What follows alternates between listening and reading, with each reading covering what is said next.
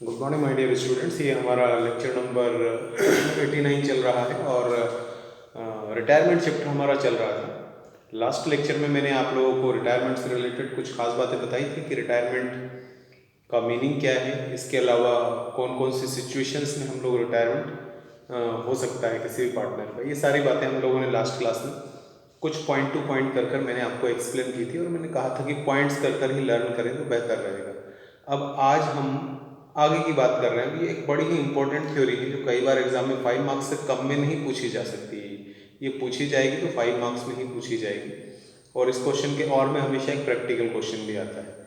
तो ये एक कंप्लीट थ्योरी है जिसमें आपसे ये पूछा जा रहा है कि अगर कोई पार्टनर बिजनेस से रिटायर हो रहा है तो उसको आप कितने पैसे पे करोगे, जो पैसे आप पे करोगे उसकी कैलकुलेशन कैसे होगी, उसमें क्या क्या चीज़ें उसको पे की जाएंगी। ये सारी बातें हमें इस थ्योरी के अंदर बतानी है। दोबारा समझ लीजिए कि जब कोई पार्टनर बिजनेस में आता है, एडमिशन होता है, तो वो कुछ पैसे बिजनेस में इन्वेस्ट करता है। इसी तरीके से जब कोई पार्टनर बिजनेस से रिटायर हो रहा है, जा रहा है, तो हमें उसको कुछ पेमेंट करनी पड़ेगी। तो वो पेमेंट की कैलकुलेशन कैसे हो, वही ये थ्योरी है। तो इसको बहुत अच्छे से समझना है। एक तो इसका बेनिफिट ये है कि आपको एक थ्योरी समझ में आ जाएगी, दूसरा बेनिफिट ये है कि इसके बेस पर आप प्रैक्टिकल क्वेश्चन भी समझ पाएंगे।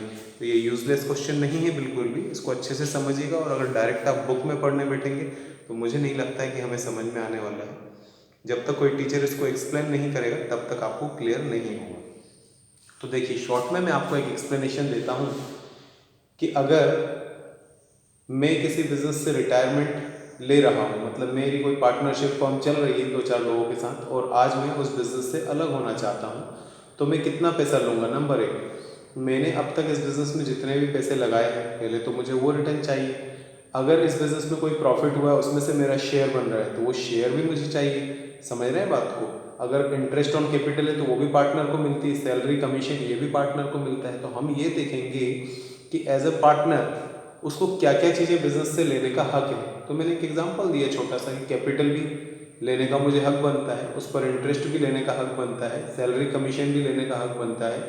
ये सभी चीज़ें, पुराना कोई रिजर्व पड़ा है, पुराना कोई प्रॉफिट पड़ा है, तो उन सभी चीज़ों पर मेरा हक बनता है। वो सब मैं फर्म से लूँगा, लेकिन यहीं पर मेरी कुछ ड्यूटीज़ भी बनती है जो मैं फर्म को दूंगा। जैसे कि अगर प्रॉफिट में से मैं शेयर मांग रहा हूँ तो अगर कहीं लॉस हुआ हो बिजनेस को तो उस शेयर को मैं कंपनसेट भी तो करना मेरी ड्यूटी बनती है। अगर प्रॉफिट है मैं उसमें से हिस्सा मांग रहा हूँ, तो लॉस हुआ है तो मुझे उसका हिस्सा फर्म को देना भी चाहिए। कैपिटल है मैं वो मांग रहा हूँ, तो अगर मैंने कोई ड्राइंग की हो तो वो मुझे रिटर्न करना चाहिए। तो हमें 2 फिगर्स कैलकुलेट करने हैं। पहला फिगर कि पार्टनर को फर्म से क्या क्या मिलता है, और दूसरा फिगर पार्टनर किन किन चीज़ों को फर्म को वापस करेगा, मतलब पार्टनर के क्या राइट्स है और क्या ड्यूटीज़ है। ये चीज़ हमें पता करनी पड़ेगी। तो जो जो पैसा मुझे फर्म से लेना है वो हम टोटल कर लें। ध्यान से सुनते जाइए आप, फिर मैं एक्सप्लेन करूँगा। जो जो पैसा हमें फर्म से लेना है वो हम प्लस कर दें, और जो जो पैसा हमें फर्म को देना है वो हम माइनस कर दें। तो जो बचेगा वो फिगर होगा रिटायर्ड पार्टनर को पेबल अमाउंट। जो व्यक्ति बिजनेस से जा रहा है, रिटायर हो रहा है, उसको कितना पैसा दिया जाए। तो जो जो उसको लेना का हक है वो जोड़ दो, और जो जो उसको हमें देना है, उससे लेना है, वो माइनस कर दो। बचेगा जो फिगर वही उसको पेबल अमाउंट होगा। तो छोटी सी थ्योरी है, आपको उसको देखना है क्वेश्चन को कि मैंने क्या यहाँ पर नोट डाउन किया है। Calculation of amount payable to retiring partner. ये क्वेश्चन बनेगा कि how the amount payable to retiring partner is calculated. जो व्यक्ति जा रहा है उसका अमाउंट कैसे कैलकुलेट किया जाता है, एक छोटी सी थ्योरी बनती है। तो इसके बारे में number 1, on retirement it is necessary to calculate the amount payable to retiring partner. ये तो जाहिर सी बात है, रिटायरमेंट हो रहा है, कोई बंदा बिजनेस छोड़कर जा रहा है तो वो पैसे तो मांगेगा, और मांगे या ना मांगे आपको देना तो पड़ेगा। तो ये जरूरी हो जाता है कि हम उसको कितना पैसा पे करना है कैलकुलेट करें। फॉर दिस, इस चीज के लिए, all those amounts are calculated which he has right to take. इस कैलकुलेशन के लिए सबसे पहले हम उन अमाउंट्स को प्लस करते हैं, उन अमाउंट्स को देखते हैं जो उसे बिजनेस से लेने का हक है।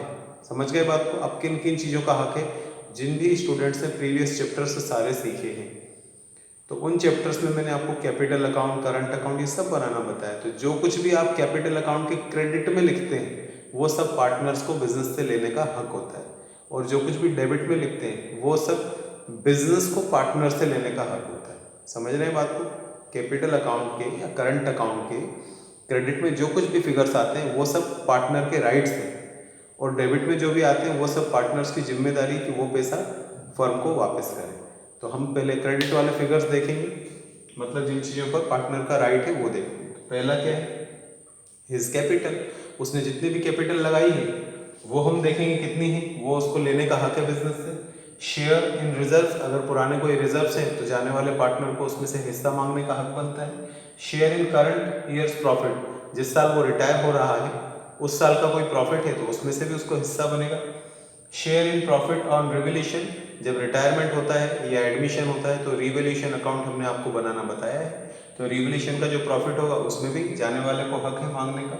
इंटरेस्ट ऑन कैपिटल, अगर हमारे एग्रीमेंट के हिसाब से कैपिटल पर इंटरेस्ट चार्ज होता है तो जितना रिटायरमेंट की डेट तक का इंटरेस्ट बनेगा वो भी उसे मांगने का हक बनता है। रेम्यूनरेशन मतलब सैलरी प्लस कमीशन, अगर हमारे एग्रीमेंट के हिसाब से जो व्यक्ति जा रहा है, रिटायर हो रहा है, उसको सैलरी या कमीशन दिया जाना था तो वो भी उसको मांगने का हक है। Balance of current account, credit balance only, current account का कोई पुराना बैलेंस दिया है, अगर क्रेडिट बैलेंस है तो वो भी पार्टनर को लेने का हक बनता है। तो लिस्ट तो तैयार नहीं की जा सकती, लेकिन फिर भी ये वो सारे फिगर्स हैं जो हमने प्रीवियस चैप्टर्स में कैपिटल अकाउंट के क्रेडिट में लिखे थे, और ये सारे वो बातें हैं जो पार्टनर को बिजनेस से लेने का हक है। तो हम इन सभी चीज़ों का टोटल कर लेंगे तो हमें पता चलेगा कि पार्टनर को कितना पैसा बिजनेस से लेने का हक बनता है। सेकेंड है, in the sum of all above item, ये जितने भी आइटम्स मैंने बताए इन सब का सम कर लेंगे हम। दोज अमाउंट्स आर सब्ट्रैक्टेड, इसके बाद हम वो सारे अमाउंट उसमें से क्या कर देंगे, सब्ट्रैक्टेड मतलब माइनस कर देंगे, which are liabilities of retiring partner, जो रिटायरिंग पार्टनर की जिम्मेदारी बनती है कि वो पैसा फर्म को वापस करे। अभी ये सारा कौन सा पैसा था जो उसे फर्म से लेना है, और नीचे कौन सा पैसा लिखा है जो वो फर्म को वापस करेगा। तो इनके टोटल में से इनका टोटल जो लेना है उसमें से जो देना है वो माइनस कर दो, बैलेंस अपन पे कर देंगे। तो in the sum of all the above item, इन सबके सम में से वो अमाउंट हम सब्ट्रैक्ट करेंगे जो जाने वाले पार्टनर की लाइबिलिटीज है। जैसे कि ड्राइंग, उसने अगर कोई ड्राइंग की है तो वो पैसा वापस करो, उस पर अगर इंटरेस्ट ऑन ड्राइंग लगती है तो वो भी उसकी ड्यूटी बनती है कि वो पैसा बिजनेस को पे करे। Share of loss on revolution, अगर नॉर्मल P&L अकाउंट का लॉस निकला है तो भी उसकी ड्यूटी बनती है फर्म को वापस करे, अगर रिवोल्यूशन का लॉस निकला है तो भी उसकी ड्यूटी बनती है फर्म को वापस करे, अगर गुडविल वगैरह राइट ऑफ हुई है तो वो भी एक तरीके का लॉस है, वो भी उसकी जिम्मेदारी बनती है कि वो भी फर्म को रिटर्न करे। तो ये सारे वो फिगर्स हैं जो उसे फर्म को वापस करना चाहिए, ये वो सारे फिगर्स हैं जो उसे फर्म से ले लेना चाहिए। तो ये सारा पैसा लेना है, मान लो एग्जाम्पल के तौर पर इन सब का टोटल निकला 1 लाख, मतलब उसे फर्म से 1 लाख रुपए लेना है, और इन सब का टोटल निकला मान लो 20,000, मतलब 20,000 रुपये वो फर्म को वापस करने की ड्यूटी है उसकी। तो 1 लाख हमें लेना है, 20,000 हमें रिटर्न करना है, तो फाइनली हम जाने वाले पार्टनर को कितना पेमेंट कर देंगे 80,000, मतलब इन सब के टोटल से इन सब का टोटल माइनस करेंगे, यही यहाँ पर लिखा है थर्ड पॉइंट में। रिमेनिंग अमाउंट ब्रैकेट देखिए 1 - 2 is payable to the retiring partner, इस 1 के टोटल में से 2 का टोटल माइनस करेंगे, जो निकलेगा वही रिटायरिंग पार्टनर्स को पेबल अमाउंट होगा। तो 5 मार्क्स का क्वेश्चन पूछा जा सकता है। अगर आप बुक पढ़ेंगे तो फुल कंफ्यूज हो जाएंगे, समझ में नहीं आएगी आपको थ्योरी, और अभी भी शायद समझ में नहीं आ रही होगी अगर आपने प्रीवियस चैप्टर्स नहीं सुने हैं, नहीं लेक्चर देखे हैं, कैपिटल अकाउंट का फॉर्मेट पता नहीं है तो समझ नहीं आ रही होगी।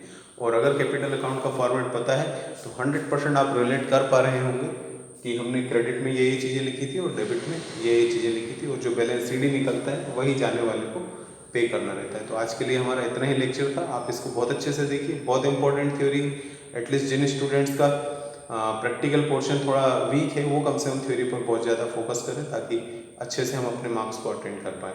तो कल मिलते हैं अपन, तब तक के लिए सी यू, बाय बाय। इस थ्योरी को लर्न करिएगा, कोई फिगर समझ नहीं है तो पूछ सकते हैं।